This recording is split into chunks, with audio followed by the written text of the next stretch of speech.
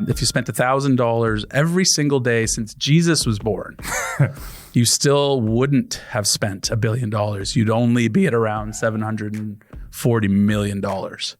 So when someone says they're a billionaire, it's hard to picture a human being because, you know, we should be really picturing an immortal spending spree wizard of some kind. I'm Matt. This is Nate. In recent news, SpaceX, which is a thing that Elon Musk majority owns, went from a private company to a public company. We thought it would be an interesting time to tackle what is a trillion. It's the first time in history that an individual person is now a trillionaire. Right. Or getting there, at least, or getting very, very close. On paper. Yeah. On paper, a trillionaire. He has not realized $1 trillion in his checking account, but his accountants, for all extensive purposes, consider him a trillionaire. Right. And that prompted us to think about trillions. Big numbers. And big numbers and the concept of big numbers. And how our brain lies to us about big numbers because it has a really hard time conceptualizing big numbers. Yeah. It might not lie to us, but it struggles with big numbers, right? Yeah. I'm always quick to reach for a spreadsheet. That's right. Yeah. So, you know, big numbers can be hard to conceptualize. And so we wanted to talk about big money by talking about big numbers, right? Okay. And SpaceX had its initial public offering. They were kind of largely lauded as the first company to go public at $1 trillion. But, you know, a few seconds of Googling kind of puts that to bed because there was another initial public offering or IPO where a stock went from private to public in 2019 that was valued at $1 trillion. And it was Saudi Aramco. Yeah, okay. Yeah. So maybe it's because it's not a U.S. company that it was largely ignored. Yeah. Right. And so, you know. It depends how we consume our business news. That's right. So while SpaceX is one of the larger initial public offerings, the largest, by a lot of people's accounts, there was a larger one. And there's some differences between those two, but we're not really getting into that today. We're just giving you the reason as to why we arrived at this topic, right? Yeah. And it's a fun summer topic for us. Yeah. So how about we go back in time? Let's put $1 trillion in context of time. Absolutely. Yeah, there was a fun analogy in here when we were doing our research that helped to conceptualize the concept of even just $1 billion, right? And it's here. If you spent $1,000 every single day since Jesus was born, you still wouldn't have spent $1 billion. You'd only be at around $740 million. So when someone says they're a billionaire, it's hard to picture a human being because, you know, we should be really picturing an immortal spending spree wizard of some kind because it's almost impossible to spend that kind of money, let alone earn that kind of money. Yeah. Right. And to put it in other context, I guess, you know, maybe the reason there's limitations around how we think about these large numbers is because, you know, our brains were evolved and formed millions of years ago to. I thought you were going to pivot and get into a very deep conversation about life, time, and longevity. No, I was just going to say that evolution prepared us to count mammoth herds as opposed to the market cap of companies or the GDP of countries. Yeah. So how long is a million seconds? A million seconds is 11 and a half days, right? That's a solid vacation.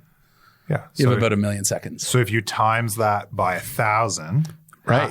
How much is 1 billion seconds? 1 billion seconds it's about 32 years.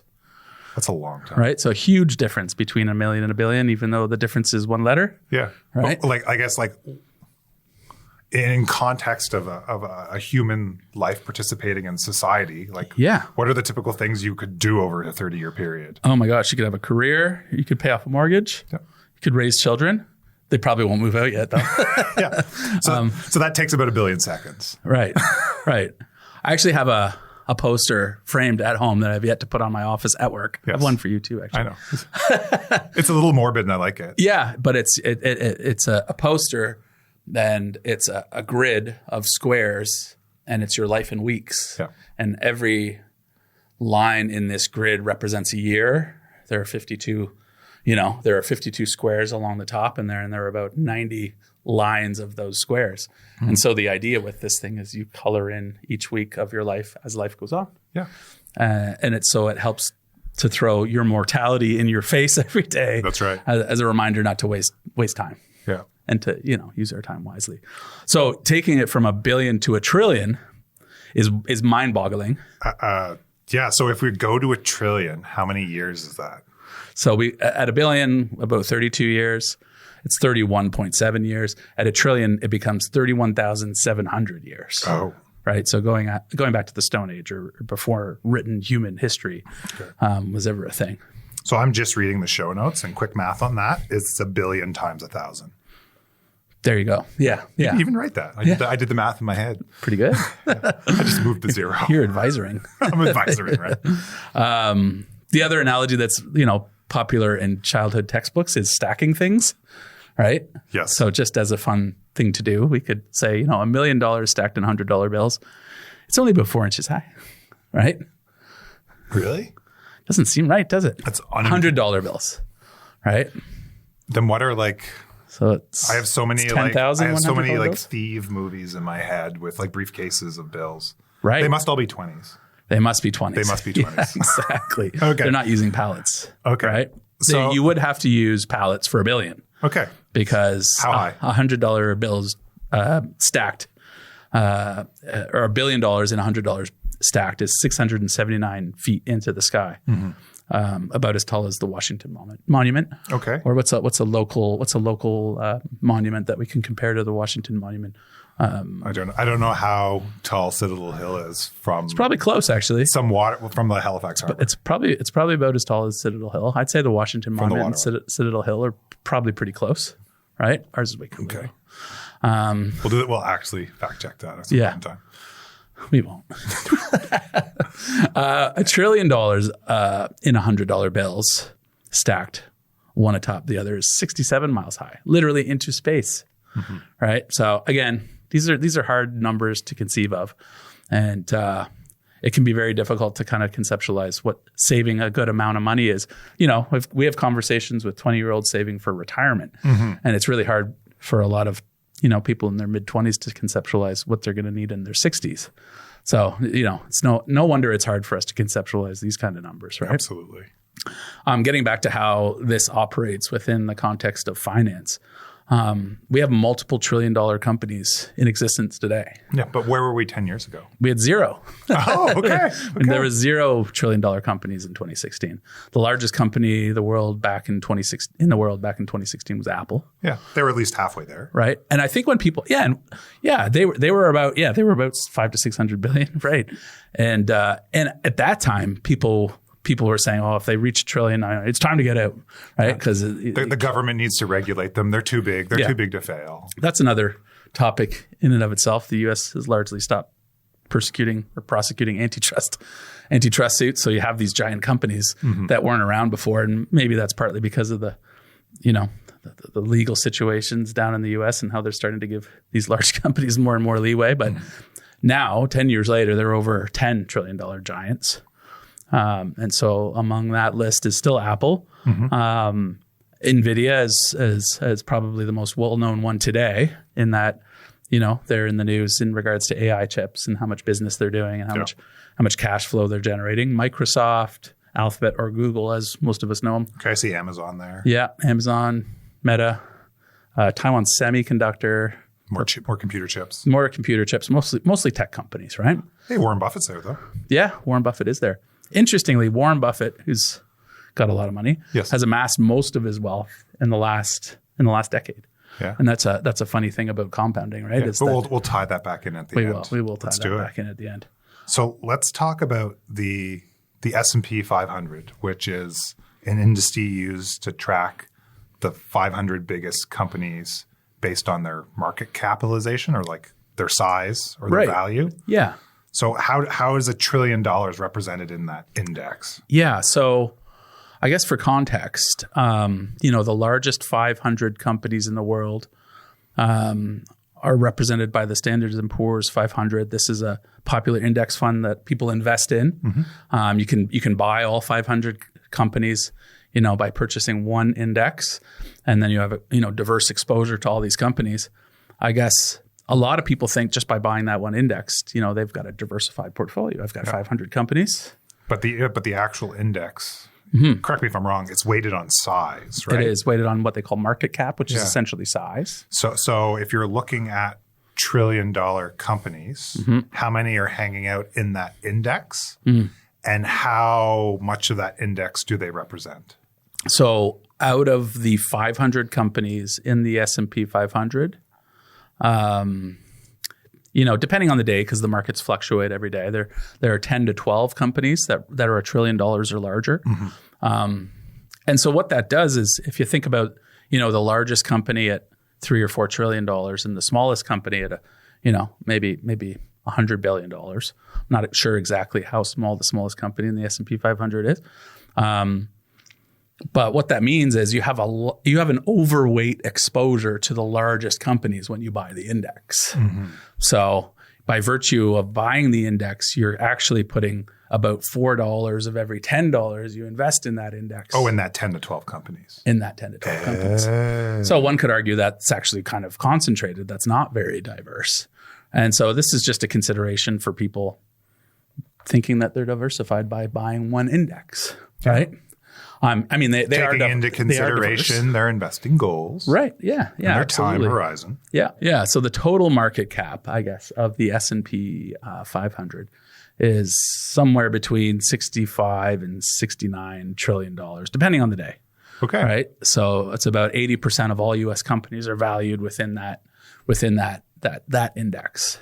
So 10 to 12 companies represent over a third. Right. Okay. Right. Yeah. So that's a good way to think about it. Yeah. And so, when buying the index, one has to consider that they're exposing themselves pretty heavily to those companies. Okay. And so what happens is those companies start having an oversized effect on the ups and the downs in the market. Okay. So let's flip it all on its head there. Like, how does one get to $1 trillion? Oh, geez. When it comes to growth. Right. How much water do you have to pour on a plant for it to grow into $1 trillion? Right. That's a bad example. We probably should cut that. No, I like that. So a good explanation or a good concept to help explain this is something called the rule of 72. Okay. Right? The rule of 72 dictates. When you divide something by something, right? Yeah. So you can determine how long it will take your money to double if you take the rate of return that you're earning and you take that number and, you take 72 and you divide it by that number. So as a quick example, you have a rate of return of 7.2%. If you take 72 and you divide it by 7.2 or 7.2. That means your money doubles in 10 years? Yeah, you got it. Okay. You did well in math. I didn't need a spreadsheet. And so at a rate of return of 7.2%, your money will double every 10 years. Okay. And so that's a good concept for people to think through when they're considering a conservative investment as a long-term investment, because someone might look at a high interest savings account or a GIC where they're earning, 2% these days. It wouldn't be an unusual number for them to earn in that type of an account. It would take 36 years, according to the rule of 72, for their money to double in a 2% investment, and an investment returning 2%. Yeah. Right. And conversely, if your investment's on fire, doing really, really well, and you're earning 14%, then your money's going to double every 5 years. So money can snowball pretty quickly, depending on the rate of return. So starting with $10,000, your money will double at 7%. To 20% to 20K after 10 years, to 40K after 20 years, to 80K after 30 years. So that's why we often hear in personal finance that time matters more than timing. Because 30 years is a career. Right. Yeah. And if someone starts earning or starts saving and investing at the age of 30 and they, would like to retire around the age of 60, if they think about their savings in terms of doubling periods, it can be helpful to them in order to think through what kind of investments they want to put their money in, right? You don't necessarily want to put it in something earning 2% over that long period of time. Yeah.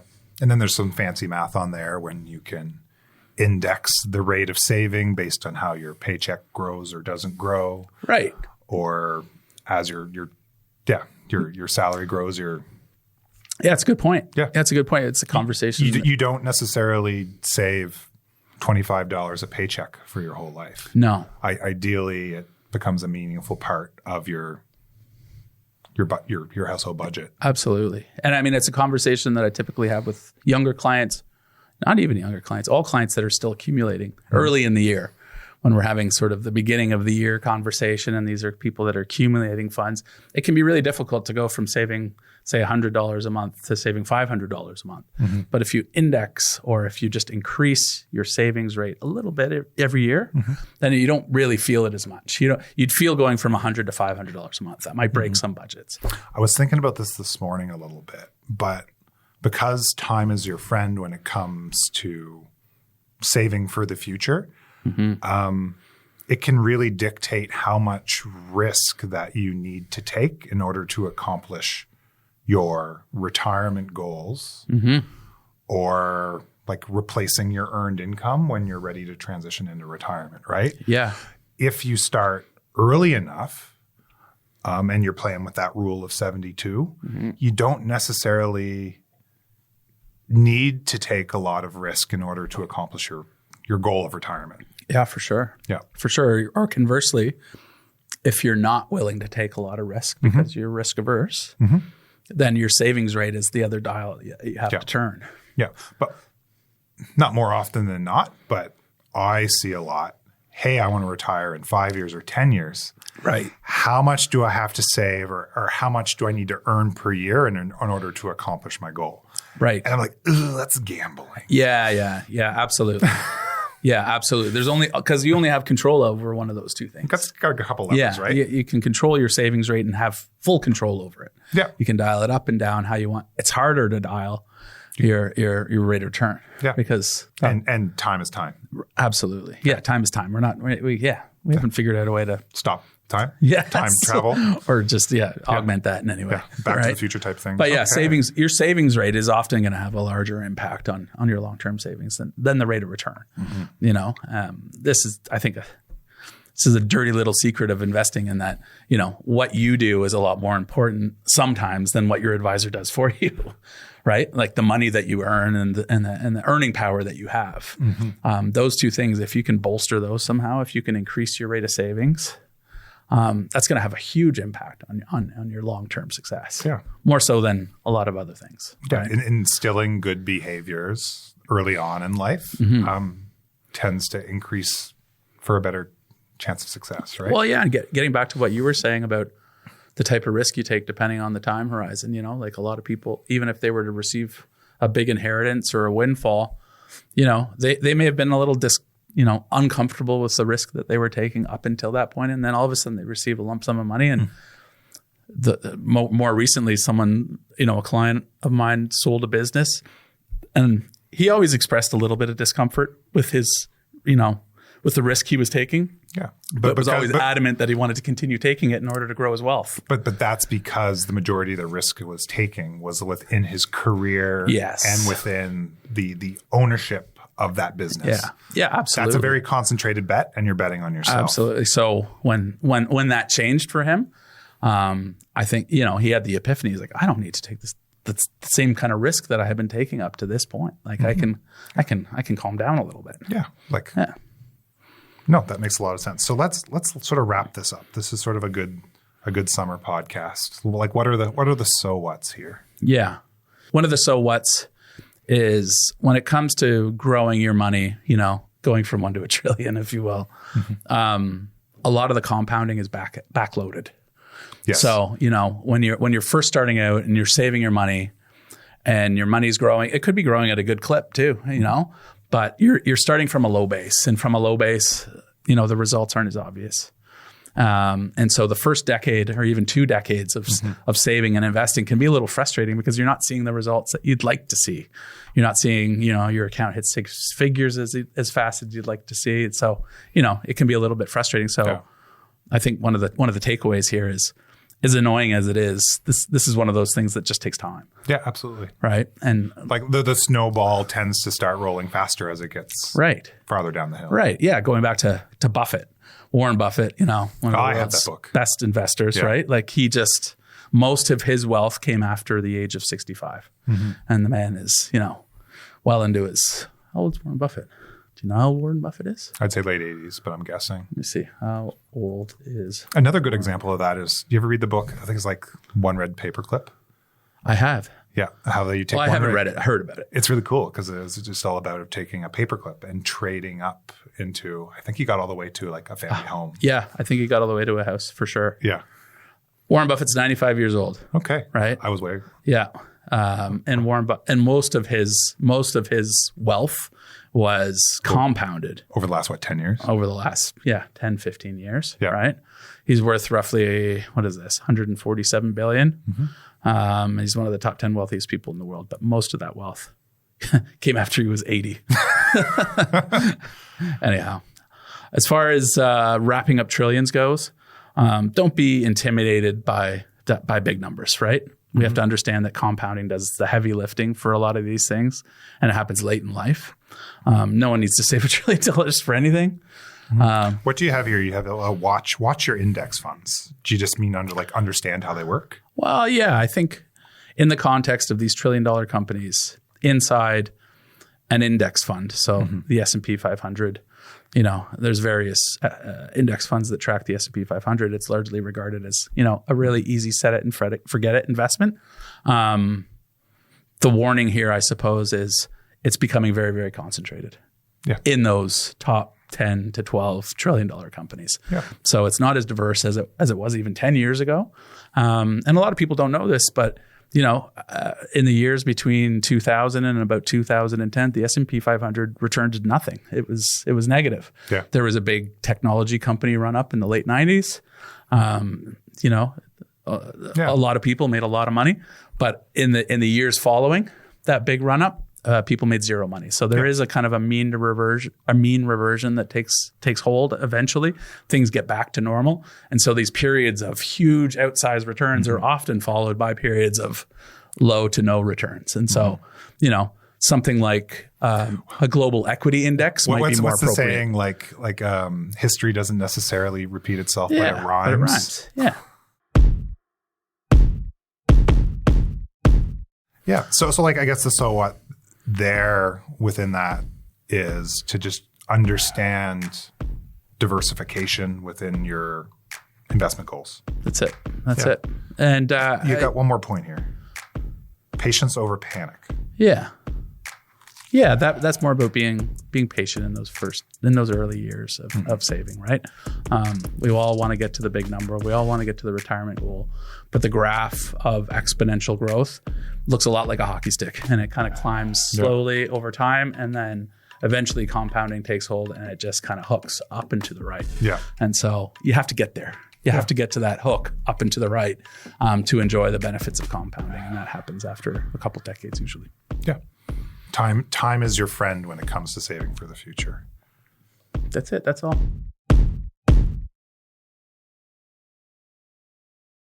The comments contained herein are a general discussion of certain issues intended as general information only and should not be relied upon as tax or legal advice. Please obtain independent professional advice in the context of your particular circumstances.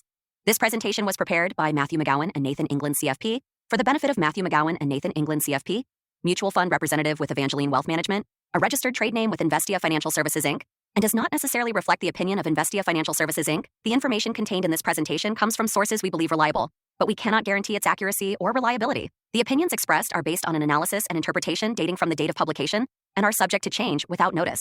Furthermore, they do not constitute an offer or solicitation to buy or sell any securities. Mutual funds are offered through Investia Financial Services Incorporated.